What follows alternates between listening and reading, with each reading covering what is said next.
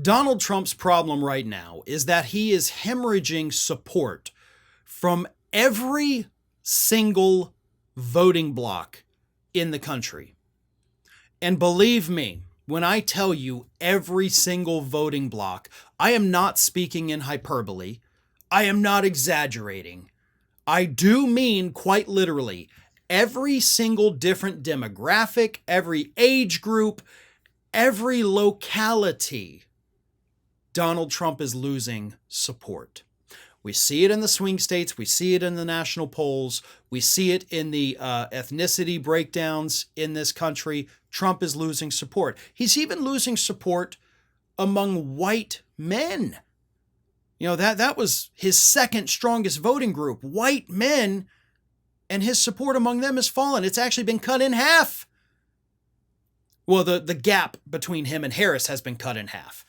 But there is still one voting group in this country that is even bigger, a bigger supporter of the Republican Party, I should say, than the white men group.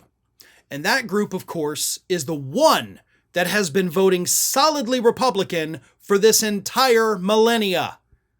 Since the year 2000, Republicans have not ever lost support of voters over the age of 65. In the 2000 elections, the 04, 08, 12, 16, 20 elections, the over 65 voting group, every election, including the midterms, has gone for the Republicans. And of course, that was, for most of those elections, the largest voting bloc in the country.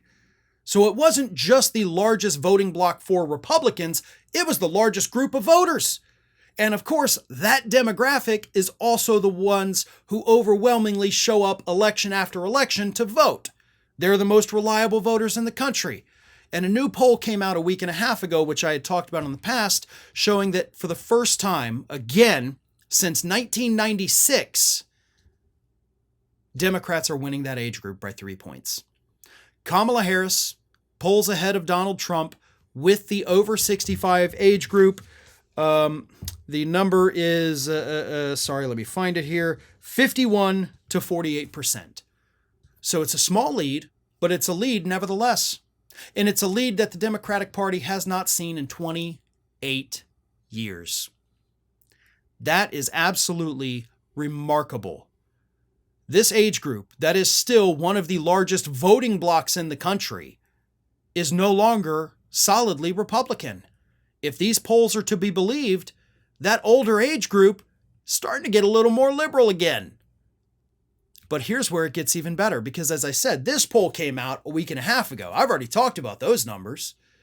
But a new poll came out this week with the same age group, and it found that an overwhelming majority of that age group in the state of Vermont, granted, I will say this was just a state poll, but we can extrapolate data from it nevertheless.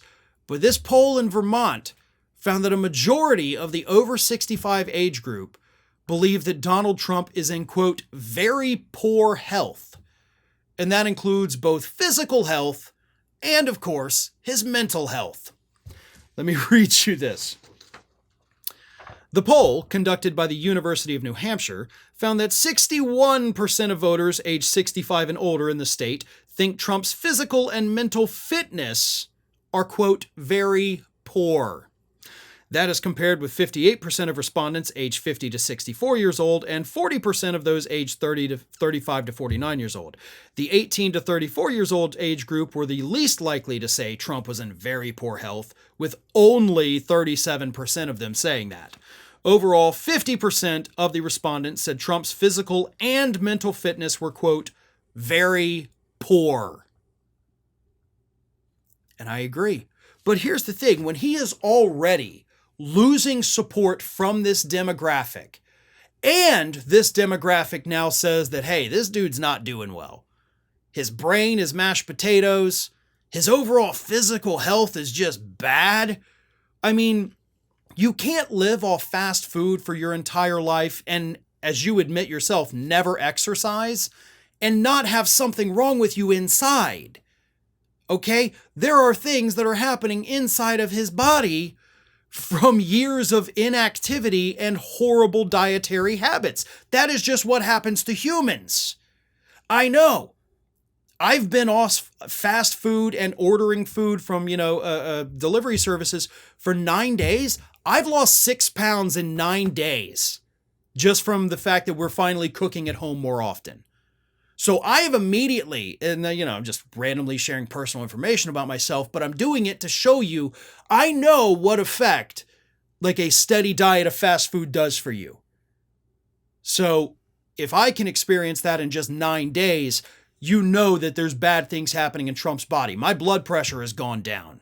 His blood pressure has got to be through the roof, even if he's on medication, which I have to assume he is. So yes, he is in poor health. I guarantee you, if we were to do a full medical workup on him, blood panels and everything, you're going to find that that man is in much worse shape than most of us could even comprehend right now. But Trump's campaign doesn't believe it. Stephen Chung, Donald Trump's most angry spokesperson, came out in response to this poll and said this: "That poll is false and skews Democrat. The truth is that President Trump has more energy and more stamina than anyone in politics. The Democrats and Kamala Harris are the ones who are sick because of all the hurt they have caused this country. From skyrocketing inflation and out-of-control border and crime decimating American cities, there is only one person who can bring our country back to prominence: President Donald J. Trump." Okay, but voters also think he's crazy. Okay, he's got more stamina. Cool. But they want him in a straitjacket too. So even if Donald Trump were the epitome of physical fitness, his brain is still not working. And the voters say that. More importantly, the mental health professionals say that. The article continues.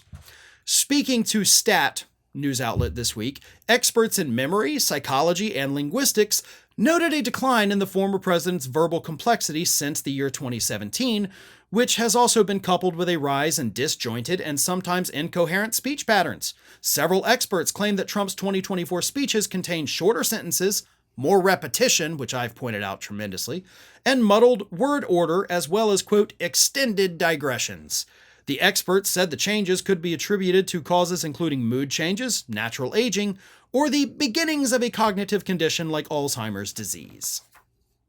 So, even though Trump's spokesperson is out there saying he's in great shape, he's got stamina, he can do this all day, right? Again, even if that were the case, which it's not, what about his brain? Like, you're not addressing the bigger issue. We don't care about the candidates, physical health. I know there actually are voters that do vote, kind of based on looks, to be honest. Polls have shown that. But it doesn't matter if he's thin, if he's heavy set, if he's built, or if he's none of that matters. What matters is what's up here.